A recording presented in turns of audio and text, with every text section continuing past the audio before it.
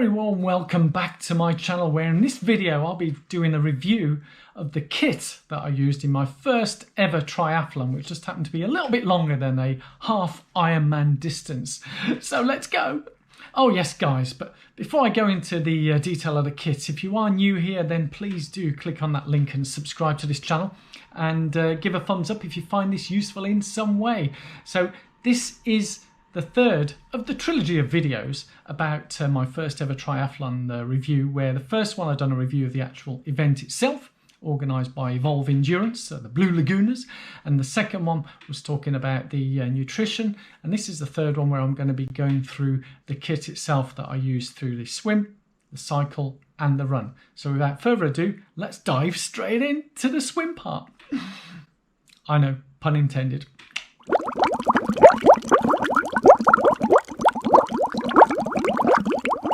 So as mentioned guys, diving straight in, pun intended, this is the gear that I had for the actual swim.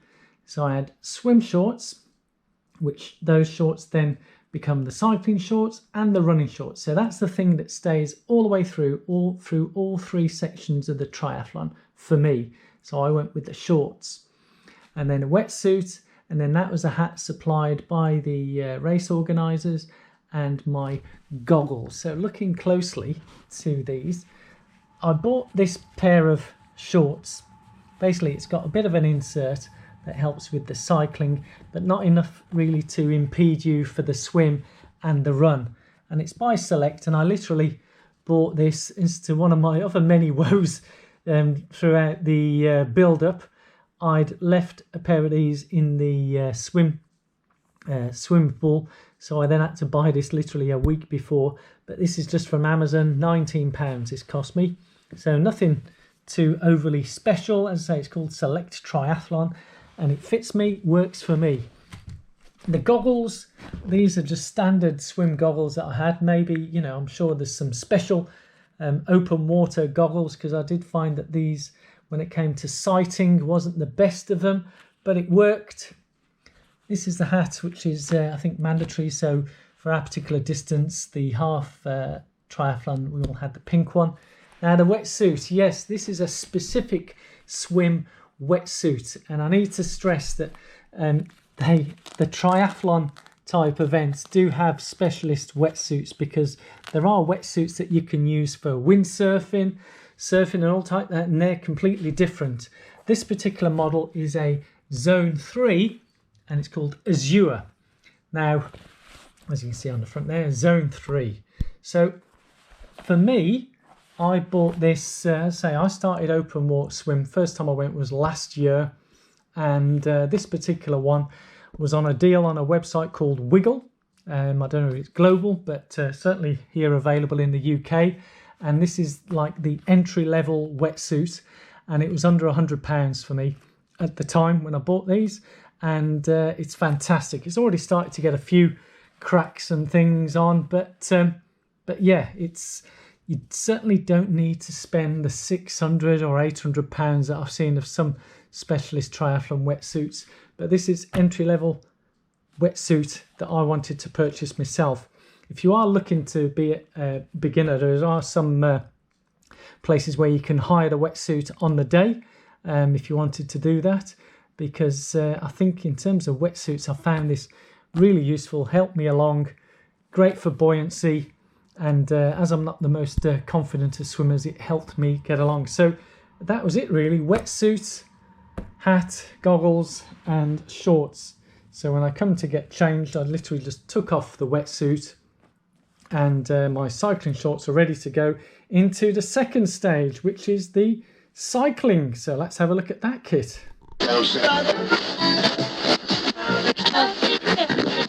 So in terms of the cycling gear, as you can see, there's certainly a substantially more than with the swim. Yes, so I got the cycling shoes, socks. Yes, I did put socks on. For me, it was too cold. I didn't want to get cold feet, and whilst out on the bike, because I knew I'd be out for 3 hours or so.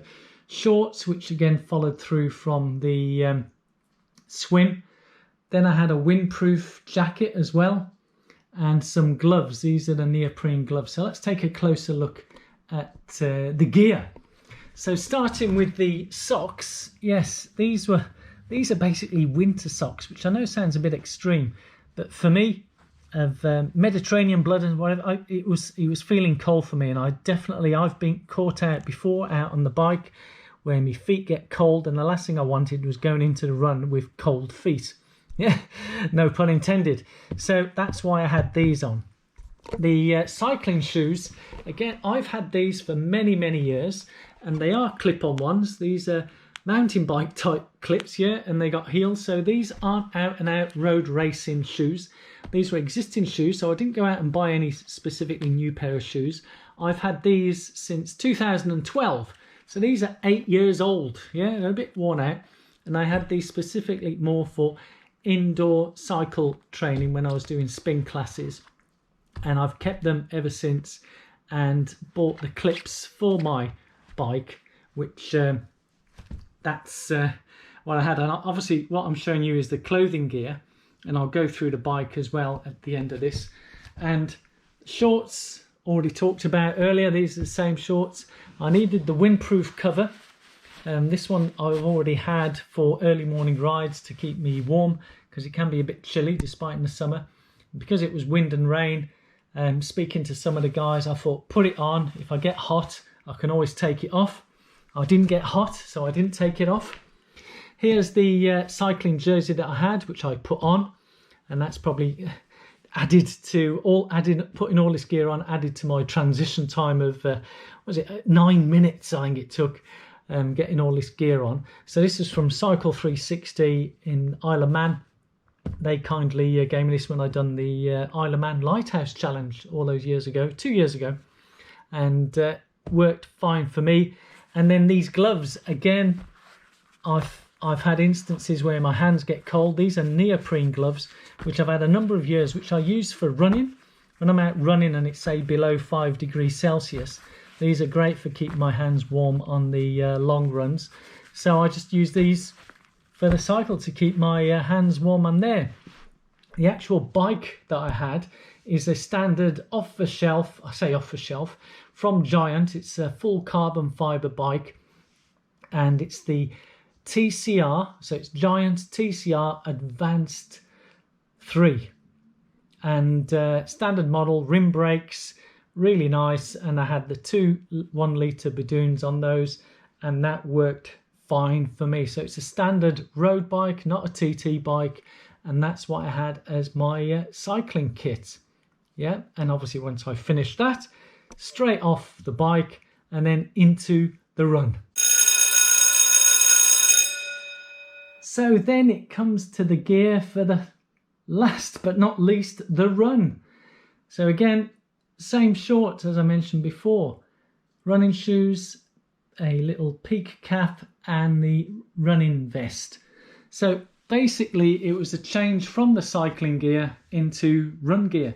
So I already had that on, so it's just a case of taking the cycling shoes off, putting these shoes on, which are my Kinvara 10s.